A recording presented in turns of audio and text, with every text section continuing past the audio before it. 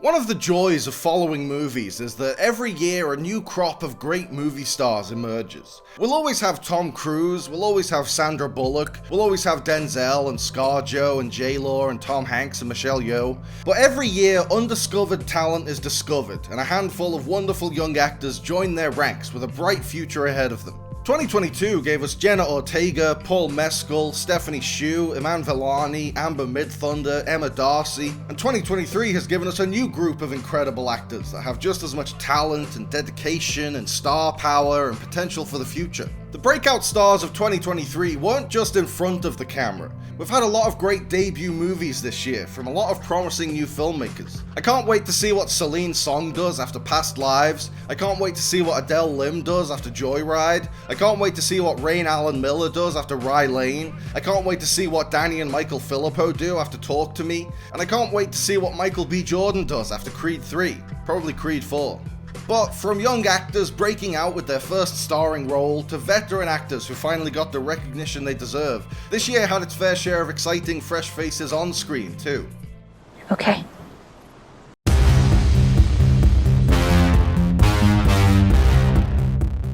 You set the feminist movement back 50 years. You destroy girls' innate sense of worth, and you are killing the planet with your glorification of rampant consumerism. No, I'm supposed to help you and make you happy and powerful. Oh, I am powerful.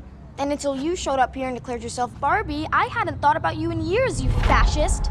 Very few actors can boast as many high-profile 2023 roles as Ariana Greenblatt. Greenblatt's year got off to a pretty underwhelming start with the role of Koa opposite Adam Driver in the shitty dinosaur movie 65. She was great in 65, as was Driver, but the half-baked script gave them nothing to work with. Thankfully, Greenblatt's year picked up shortly after that turd of a movie when she appeared in both Barbie and Ahsoka. In Barbie, Greenblatt played Sasha, the cynical tween who calls Barbie a fascist. In Ahsoka, she played a young Ahsoka alongside Hayden Christensen's Anakin Skywalker in the Clone Wars flashback sequences. And in both cases, she was fucking brilliant. In Barbie, Greenblatt is a million times more believable than the teenage characters we usually get in big, broad Hollywood comedies. She plays Sasha's hard shell with complete authenticity, but she also plays the soft center she hides with that shell with equal authenticity. And she nails the dryness of the joke deliveries. Closer I am found. What is this song? Are you two, like, shining? No, it's nothing like that. Are you shining with a real Barbie? In Ahsoka, she recaptured Ashley Eckstein's charm, but took the role in her own direction. She makes the transition from grown-up Ahsoka played by Rosario Dawson to young Ahsoka played by Greenblatt feel totally seamless. You really see Ahsoka regressing back into her past self in this World Between Worlds Force flashback. In Barbie, Greenblatt shared delightful chemistry with America Ferrera as a mother and her rebellious teenage daughter who slowly connect with each other throughout the film.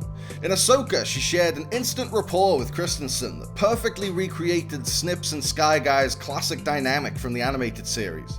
Based on her work in 2023, Greenblatt can be trusted to breathe fresh life into a tired archetype like the sardonic teenager in Barbie, and she can be trusted to do an iconic character like Ahsoka Tano justice. If her phone isn't ringing off the hook with calls from casting directors, then those casting directors are dropping the ball. Are you there, God? It's me, Margaret.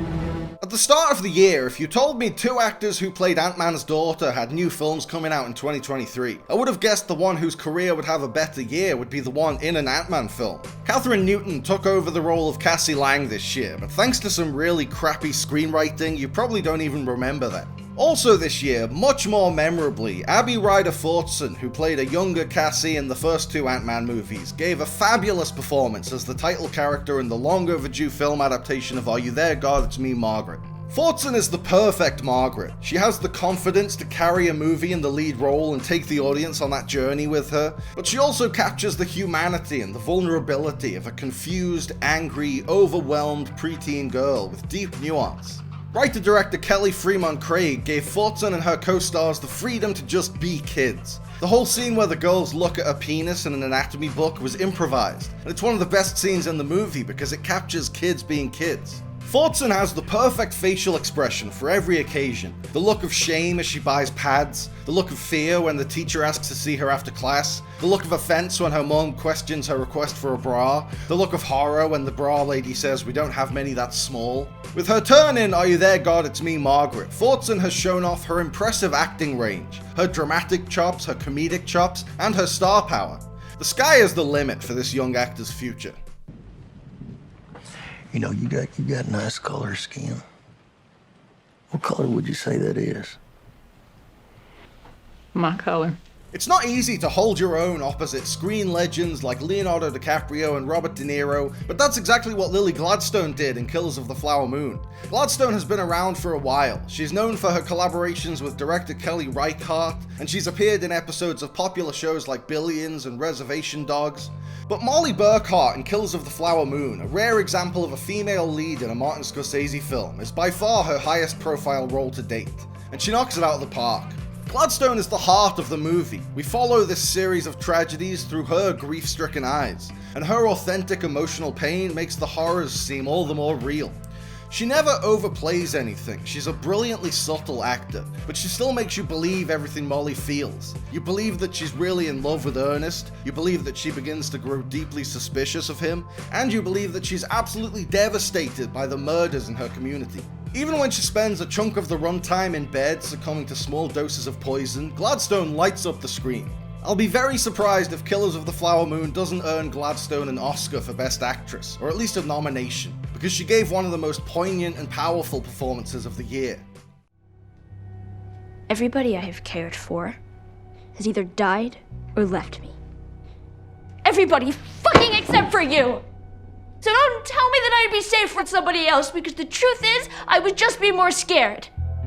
Bella Ramsey has been around for a few years. They got their big break with the role of Lyanna Mormont in Game of Thrones in 2016, a part they played until 2019. They first demonstrated their star power and easy relatability in the delightful medieval coming-of-age comedy Catherine Called Birdie in 2022. Ramsey had a very successful career prior to 2023, but their magnetic turn as Ellie in The Last of Us was their one-way ticket to the A-list.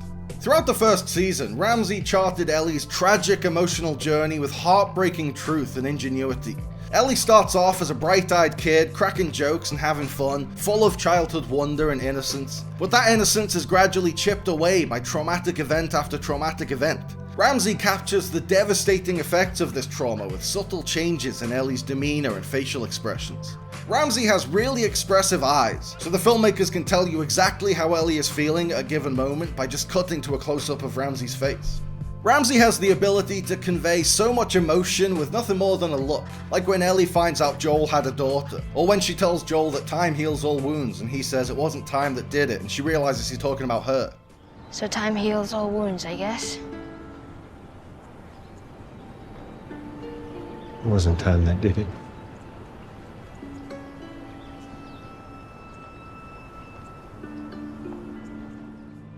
The way Ellie looks at Riley in the Left Behind episode, especially when Riley isn't looking at her, instantly conveys that she's madly in love with her. While Ellie is arguably the main character of the Last of Us saga, and Ramsey effortlessly carries the story on their shoulders, the series is a two-hander about the surrogate father-daughter relationship between two people who have lost everything besides each other. The TV adaptation wouldn't have worked if it didn't effectively recreate the beautiful friendship between Joel and Ellie, and Ramsey shared the on-screen chemistry with Pedro Pascal to pull it off. Pascal did a great job of showing Joel slowly warming up to Ellie, and Ramsey did a great job of showing Ellie looking up to Joel as a father figure. And Ramsey didn't just share a wonderful dynamic with Pascal, Ramsey also forged a really touching on-screen romance with Storm Reed as Riley in just one episode. Although they were 18 during filming, Ramsey is fully believable as a 14-year-old kid.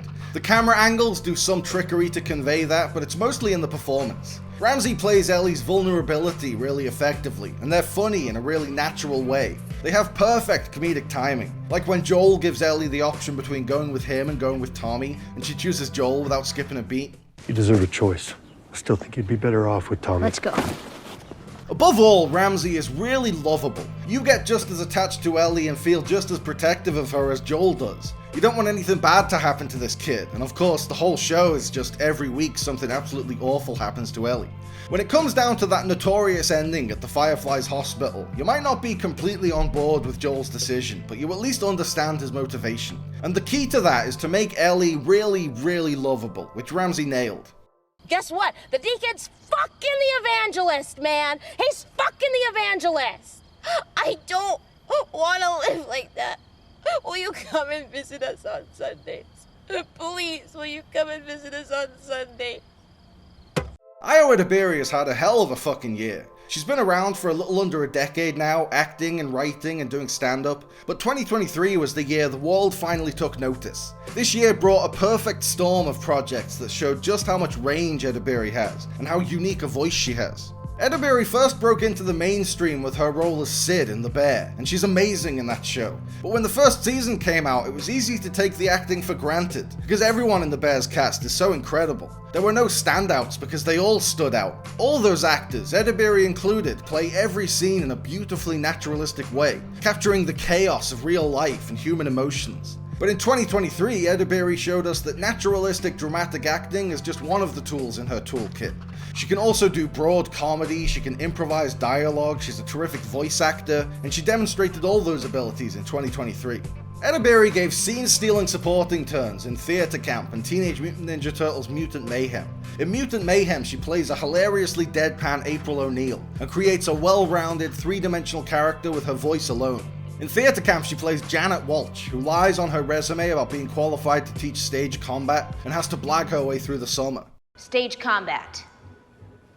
What is it? What is it? It's the art of surprise. It pushes the envelope of what theater can be. Absolutely. But also, what do we think it is? A lot of the dialogue in Theatre Camp was improvised, and Edebiri proved herself to be a great improviser. Not only can she come up with hilarious lines on the fly, she can also stay on point and keep the scene moving. Every time Edebiri showed up in either of these movies, she got a huge laugh, and in a way that only she can. She's not just funny, she's a wholly original comic voice, and you don't see a lot of those these days. And on top of all that, Edebiri starred in my personal favourite movie of the year, Bottoms. Her turn as Josie in Bottoms shows off every facet of the range she's demonstrated this year. The awkwardness of Theatre Camp, the naturalism of The Bear, and the deadpan hilarity of Mutant Mayhem. Bottoms is a two-hander carried by the charming chemistry that Edebiri shares with her on-screen bestie Rachel Sennett. Edebiri plays the introverted straight man opposite Sennett's foul-mouthed extrovert.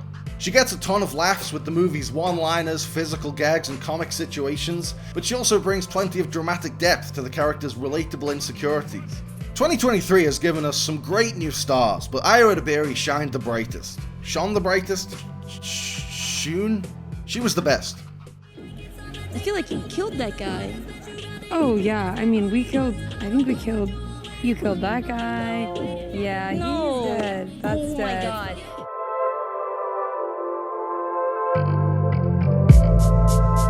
Thanks for watching, guys. I hope you liked the video. Remember to like and subscribe and click on the little bell. And also seize the day and call your mom and be kind to yourself.